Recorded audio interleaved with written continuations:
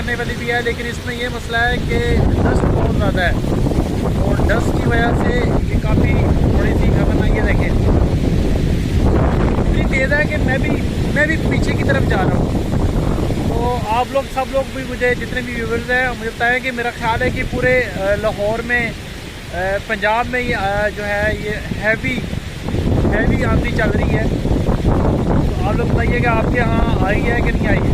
और मैं अभी आपको दिखाता हूँ कि ये कितनी तेज़ है। और यहाँ पे क्या इतना सिस्टम है, आप देख रहे हैं मेरे बाल शाल सारे उड़ रहे हैं। और अभी आपको दिखाता हूँ पीछे मेरे, देखें ये जो सारे ट्रीज हैं जितने भी हमारे, ये काफ़ी ज़्यादा तो बीच में से टूट गए हैं। तो बकाया कुछ ठीक है। तो ये बहुत तेज़ है, आप आवाज़ भी सुन रहे होंगे। तो ये बहुत ख़तरनाक भी है